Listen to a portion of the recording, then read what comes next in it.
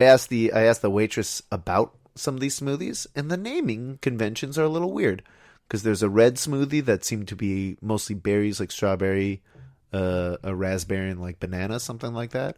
There was a pink smoothie. She said, "Oh, that's just a strawberry milkshake." Why are we calling it a pink smoothie? There's a green smoothie that is a banana, mango, pineapple, orange juice, and spinach. And the spinach made it green. Yeah. And I was like, oh, I'm into that kind of smoothie. Let me have one of those. I'll have a green smoothie. Matthew, what kind of smoothie did you get? A tarte aux pommes. Yeah, so but it was more of a milkshake than a smoothie. It was definitely more of a milkshake. It kind of tasted like if you have a bowl of ice cream and apple pie, and then you mix it all together. Apple pie a la mode in a blender. Yeah, in a blender. Exactly. That's how it tasted. Wow. And it tasted pretty delicious. Yeah, I did have a little sip of it. Oh, you got tired of it? Through, it's like, this is a little much. By the end, it's like, this is too sweet. And the little apple chunks. Oh, were there chunks? Yeah, they don't find their way up that straw very easily. They clogged the straw? Yeah. That's a shame. It is. Did you finish that milkshake? I didn't really pay attention. I did. I got all the way down. Got the cinnamon up in the last suck. Oh, yeah, I guess because the cinnamon was sitting on top the whole way. Yeah. Interesting. So, and you had a taste of my green smoothie. What did you think of that smoothie? You know, I didn't love it. Did you not love it because it was green or because of the taste? Probably the green of it. The green of it really, there was like monster blood from Goosebumps. Yeah, green. it was very bright green. It looked it was a questionable color. It looked like I guess if it was darker, it would have maybe been more questionable. Yeah, I've seen just spinach before, and spinach ain't that green. Yeah, but there were all other things in there. Yeah. Spinach was just one of the things. Yeah, and it was a well blended smoothie. I have to say, no chunks. Yeah, you had that going for it. Yeah.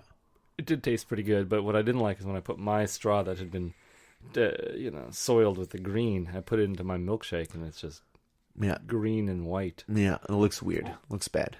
Yeah. You okay? You've got some indigestion now? Little hiccups. Is it from the milkshake? Yeah, probably. They taste a little cinnamony.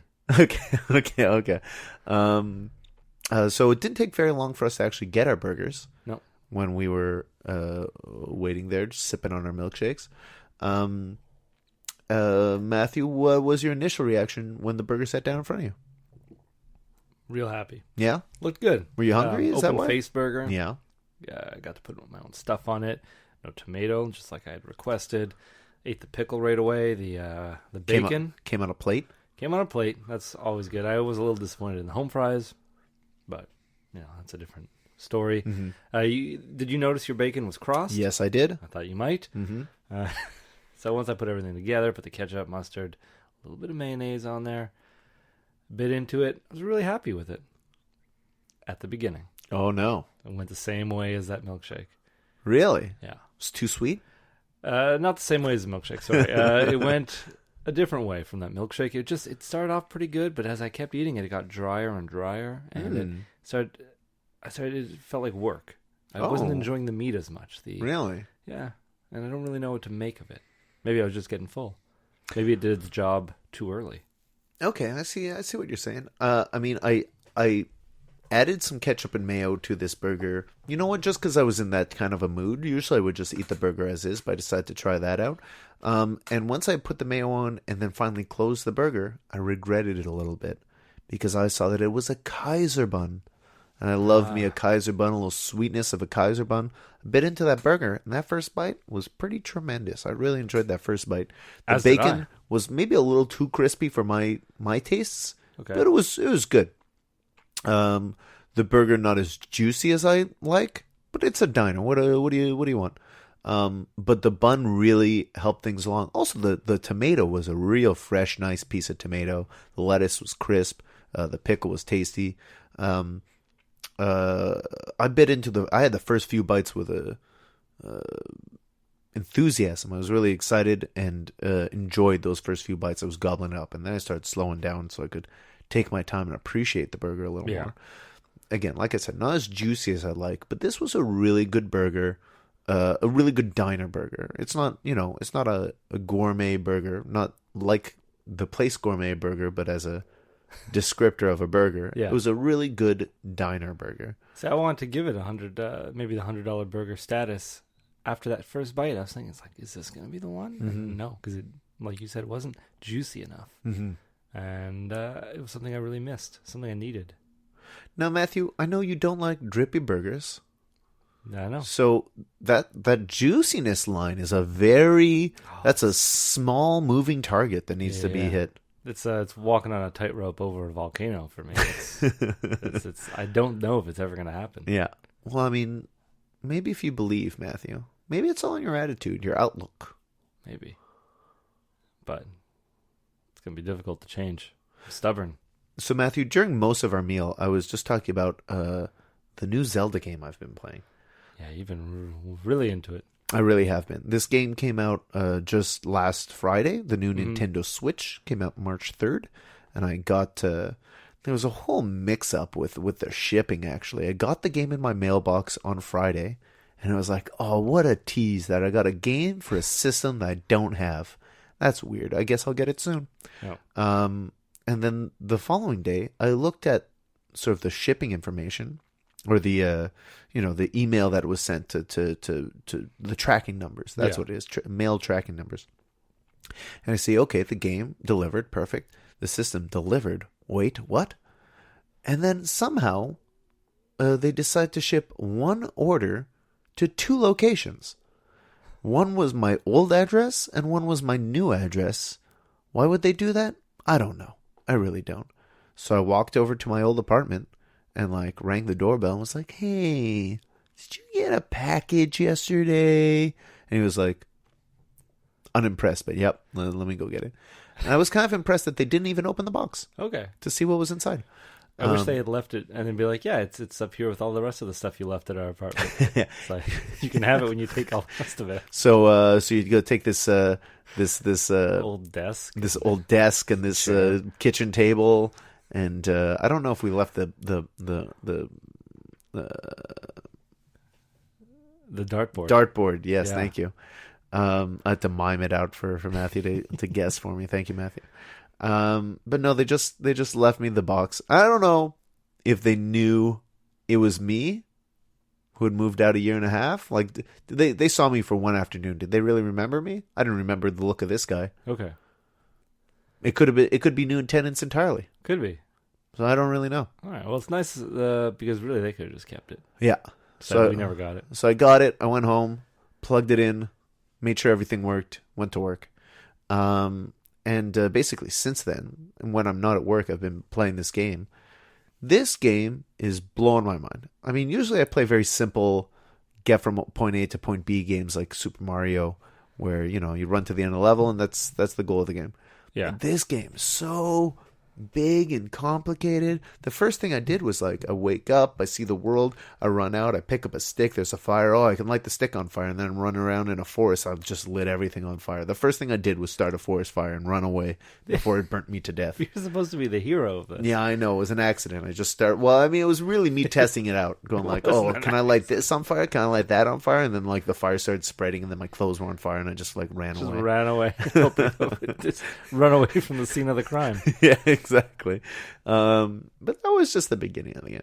Since then, I've been, I find a bunch of bad guys hanging around a campfire, and I roll a boulder at them or throw a bomb at them and ruin their campfire. Or I see some guys riding their horses and hunting a wild boar. As soon as they kill the wild boar, I kill them, take their boar meat. Who's laughing now?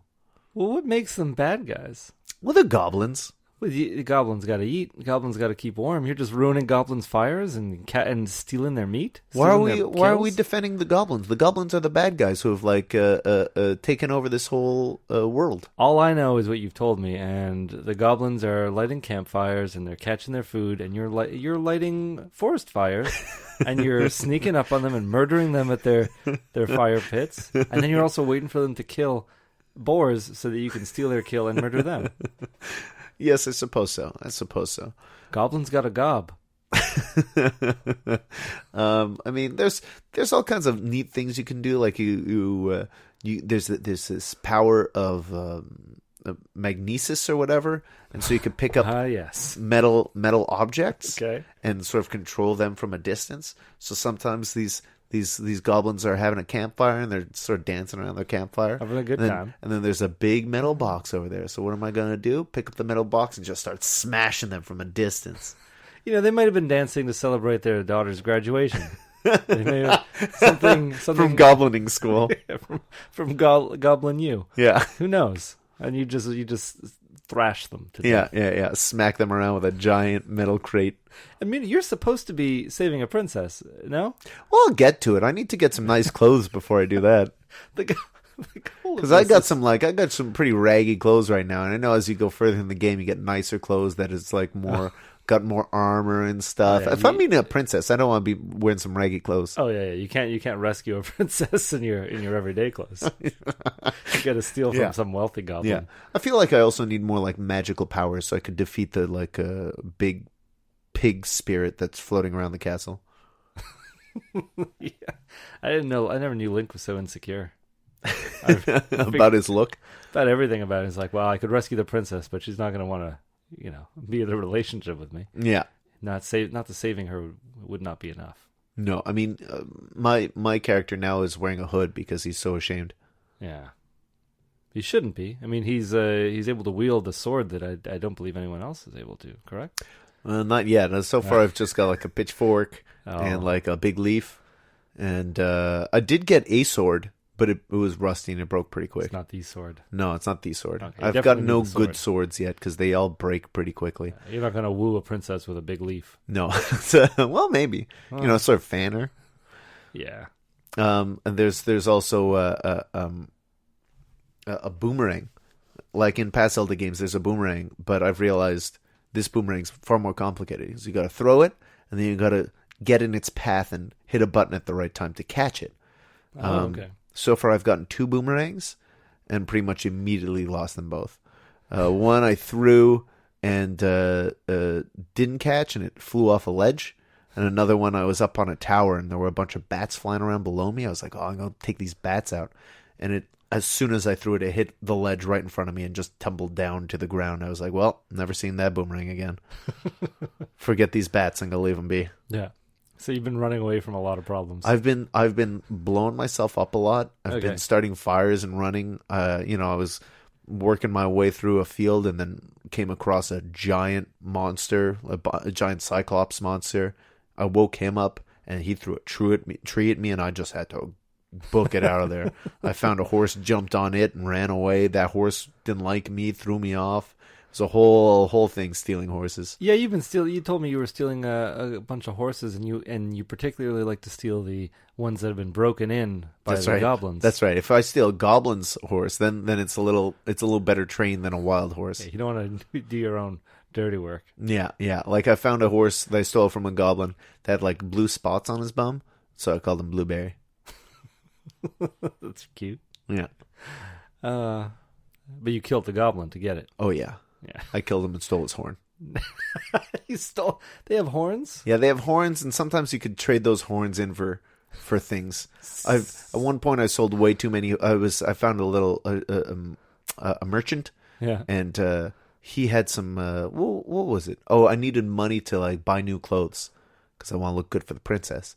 And so I sold all my horns to buy new clothes. And then next thing I know, I can upgrade my clothes. But what do you need to upgrade the clothes? Of course, horns. So I had to go out hunting goblins. To get their bloody bone extremities. Exactly. Jeez, it's violent. Yeah, it is kind of violent. But when a kingdom has been ravaged by an evil spirit, a little violence is needed. These dire times. I feel like he could be recruiting some of these goblins to fight for him and save the princess. Maybe give him a better way of life. Yeah, I don't know about that. They don't seem up for negotiation. Anytime I see them, they just go and come running at me. Because you've murdered their family. That's true. Word travels. Also, basically, anytime I see them, if I'm the first to see them, I either sneak up and kill them or start throwing bombs at them from trees or something. Yeah. You've never even tried having a proper discourse with them. Oh, yes. I feel like negotiations and treaties are lost on goblins. Yeah, I thought that was the point of Zelda. Peaceful negotiation? Just tons of dialogue, tons of talking. I remember when I played wow. it, the only time I've ever played it was on the Super Nintendo, I think. And it was just a aerial view of this dude walking around, opening doors and